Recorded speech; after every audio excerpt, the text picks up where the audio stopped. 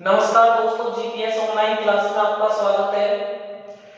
दोस्तों, पिछले वीडियो में हम मेंडल का जीवन परिचय, आनुवंशिकता, मेंडल ने अपने प्रयोगों में मटर के पौधे को क्यों चुना आदि के बारे में चर्चा कर चुके हैं। दोस्तों, इसके बाद आता है मेंडलवाद। मेंडलवाद की पुनः खोज। मेंडलवाद की पुनः खोज के बारे में पिछले वीडियो में भी चर्चा कर चुके हैं।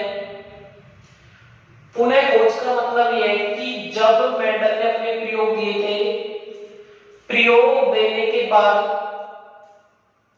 उनके कार्यों की सराहना, जब नेचुरल ब्रूम सोसाइटी ऑफ नेचुरल हिस्ट्री में अपने प्रयोग दिए थे, प्रयोग देने के बाद उन्हें अपने कार्य की सराहना जीते जी नहीं मिली।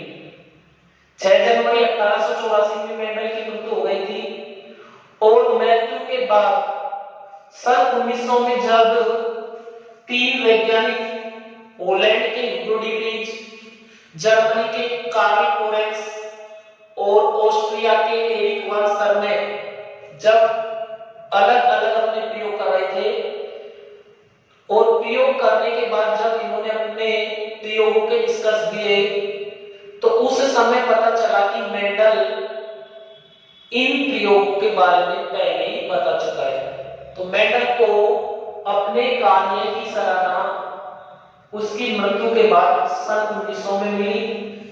तो क्या है मेंडलवाद की पुनः खोज? मेंडल द्वारा प्रतिपादित नियम लगभग 35 वर्ष तक उपेक्षित रहे।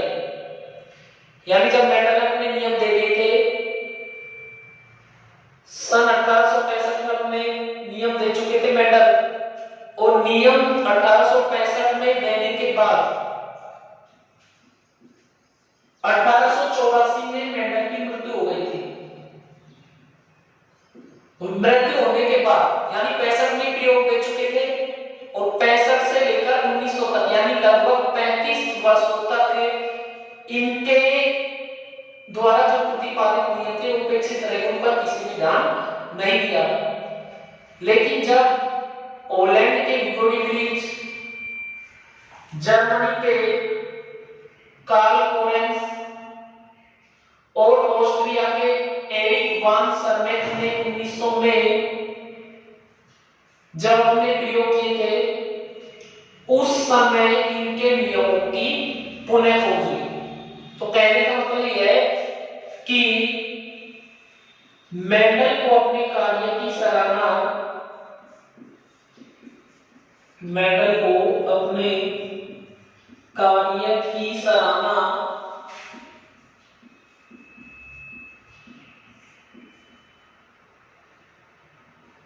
उसकी मृत्यु के बाद मिली। मृत्यु के बाद मिली। कहने का मतलब यह है कि सन 1900 में मेंडलवाद की पुनः खोज हुई। इसके बाद दोस्तों हम बात करते हैं कि मेंडल ने अपने प्रयोगों में कुछ आनुवंशिक शब्दावलियों का प्रयोग किया। वे आनुवंशिक शब्दावली यानी आनुवंशिकता से संबंधित कुछ शब्दों का प्रयोग किया। वे आनुवंशिक शब्द कौन कौन से हैं, इसके बारे में हम जानते हैं। देखिए, सबसे पहले हम बात करते हैं जीन शब्द की। जीन क्या है? जीन वह कारक है जो किसी एक लक्षण को नियंत्रित करता है। किसी एक लक्षण को नियंत्रित करता है, जैसे लंबापन, बौनापन आदि।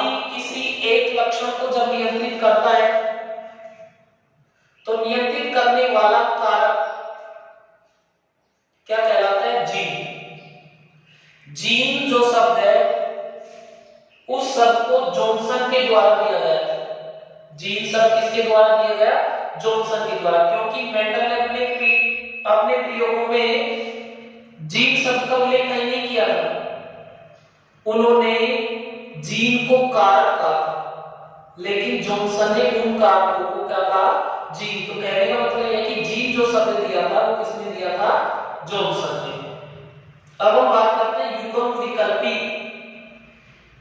किसी एक लक्षण को नियंत्रित करने वाले जीन के दो स्वरूपों को युग्म विकल्पी कहते हैं। किसी एक लक्षण को नियंत्रित करने वाले जीन के दो स्वरूपों को युग्म विकल्पी कहते हैं।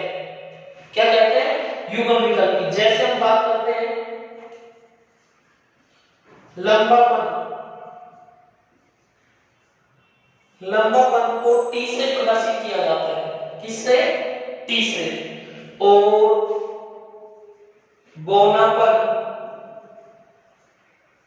इसको स्मॉल t से। लंबापन को कैपिटल T से और बौनापन को स्मॉल t से। इनको कहा जाता है युग्म विकल्पी। यानी किसी एक लक्षण को नियंत्रित करने वाले जीन के दो स्वरूप, जीन के दो स्वरूपों को क्या कहा जाता है? युग्म विकल्पी। ठीक है। इसके बाद आता है समयुग्मी। समयुग्मी क्या होता है? जब किसी लक्षण को नियंत्रित करने वाले जीन के दोनों युग्म विकल्पी एक समान हो, दोनों युग्म विकल्पी एक समान हो तो उसे कहा जाता है समयुग्मी। जैसे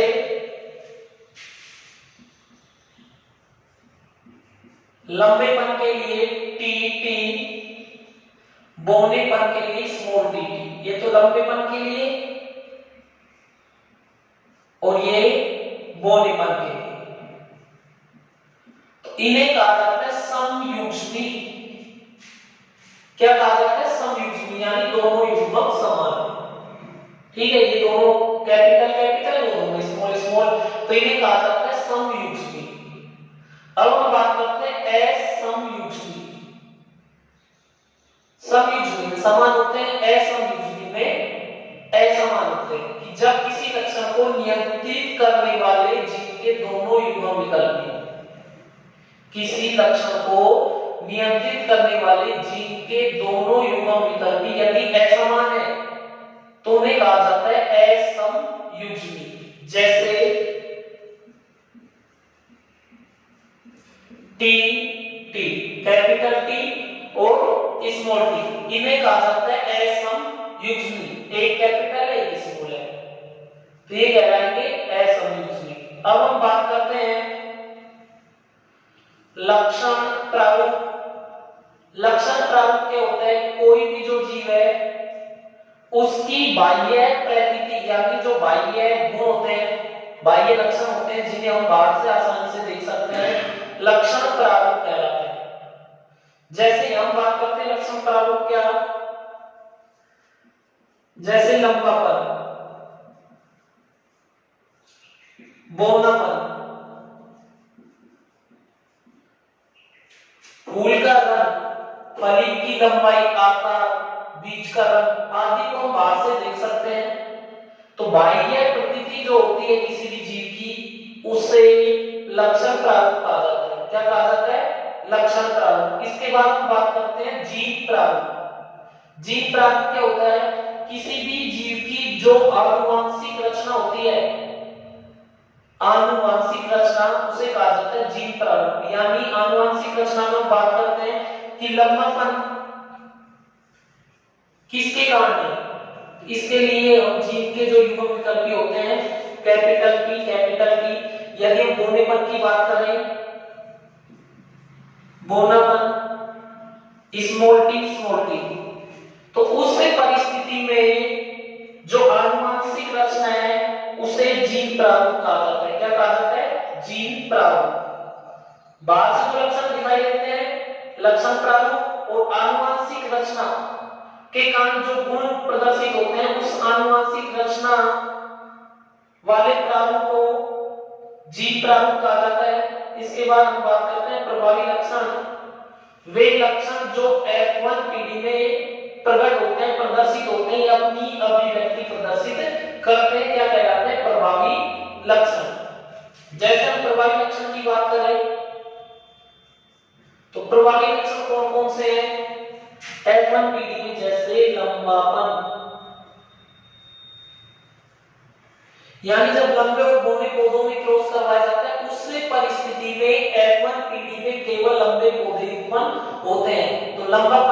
प्रभावी लक्षण है। कौन सा लक्षण है? प्रभावी लक्षण। और यदि गोल पीले और हरे झुर्रीदार बीज में संकरण करवाया जाता है जब द्विसंकर संकरण में, तो उस परिस्थिति में F1PD में गोल पीले बीज उत्पन्न होते हैं, गोल पीले बीज। तो ये कौन से लक्षण है? प्रभावी लक्षण। कौन से लक्षण है? प्रभावी लक्षण। लंबापन हो। प्रभावी लक्षण से आगे आता है अप्रभावी लक्षण।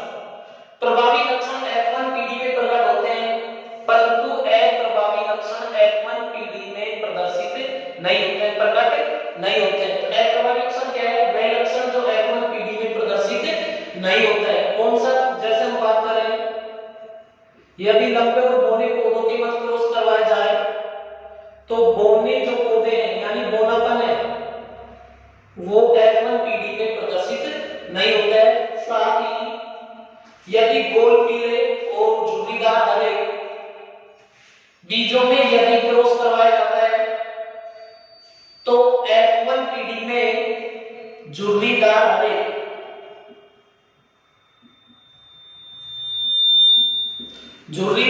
लक्षण प्रकट नहीं होते हैं, तो इन्हें अप्रभावी लक्षण कहा जाता है।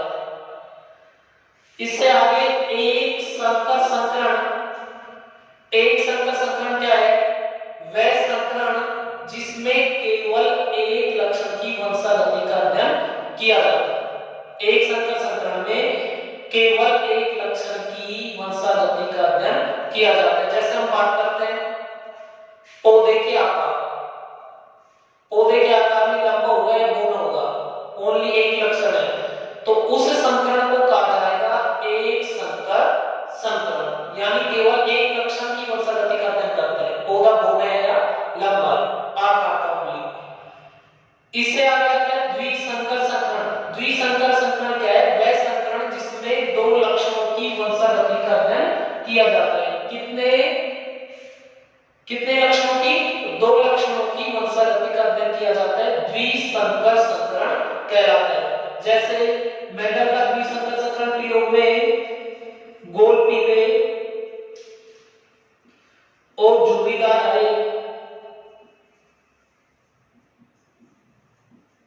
हरे बीज वाले पौधों के मध्य जब क्रॉस करवाया जाता है तो उस समय दो लक्षण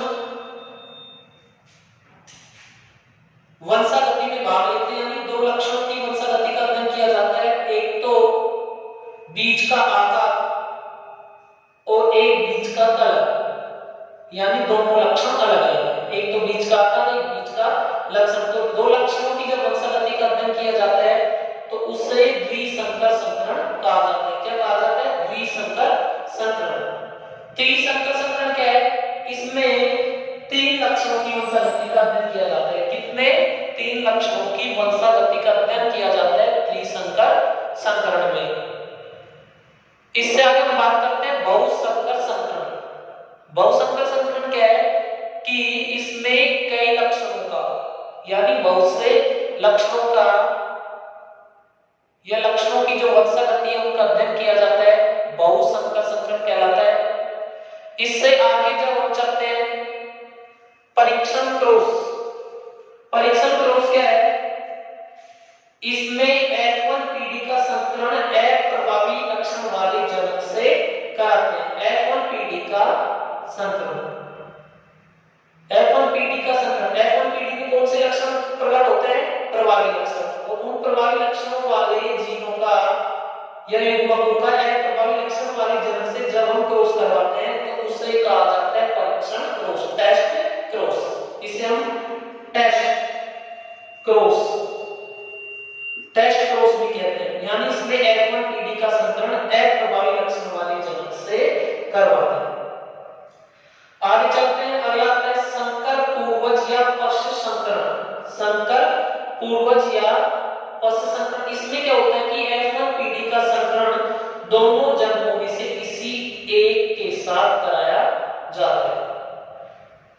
F1PD का संकरण, जैसे F1PD में हमें युग्मक प्राप्त होते हैं TT।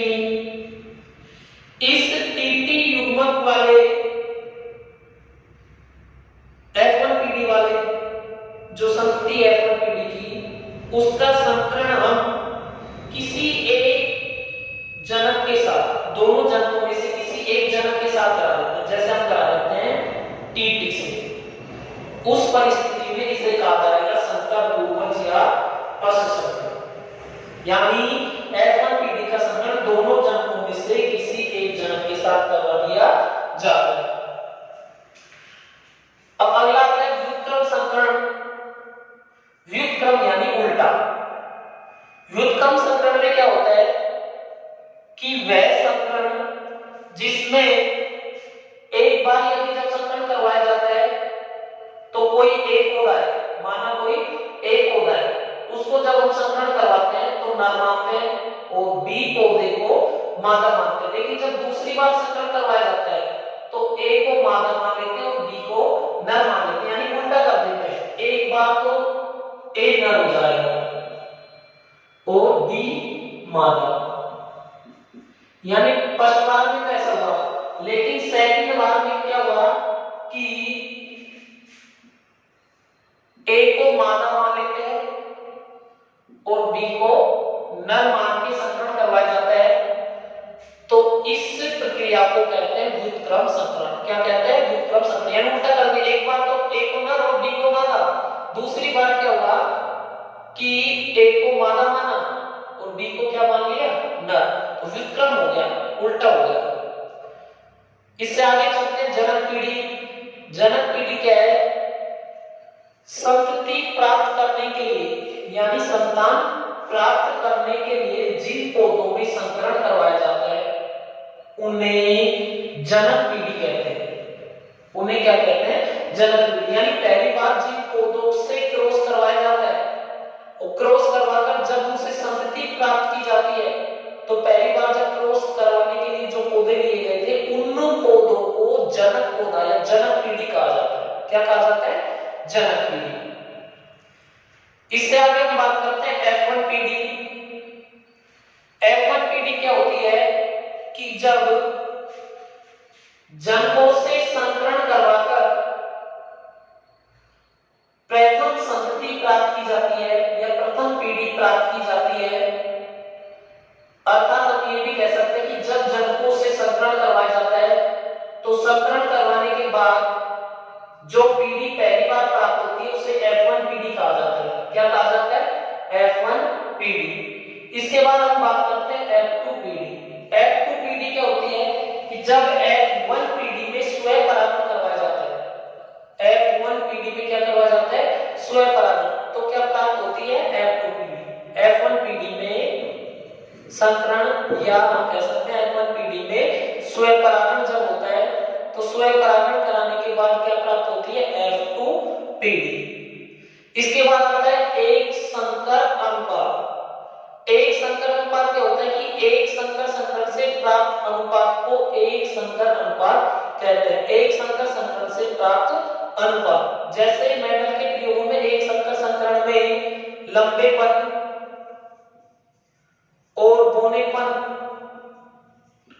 गुणों को ध्यान में रखते हुए एक संकर संकरण क्रॉस करवाया जाता है, तो एक संकर संकरण से क्रॉस कराने के बाद जो अनुपात प्राप्त होता है उसे कहते हैं एक संकर अनुपात। इसके बाद आता है द्विसंकर अनुपात। द्विसंकर अनुपात क्या होता है? द्विसंकर संकरण से प्राप्त अनुपात। क्या? द्विसंकर संकरण से प्राप्त अनुपात को द्विसंकर अनुपात कहते हैं। जैसे मेंडल के प्रयोगों में द्विसंकर संकरण में गोल पीले और झुर्रीदार हरे बीज वाले पौधों के मध्य जब क्रॉस करवाया जाता है तो उनसे जब अनुपात प्राप्त होता है वो कहलाता है द्विसंकर अनुपात। दोस्तों, आज के वीडियो में सिर्फ इतना ही। यदि आपको हमारा ये वीडियो पसंद आया तो हमारे YouTube चैनल को सब्सक्राइब करना न भूलें। धन्यवाद।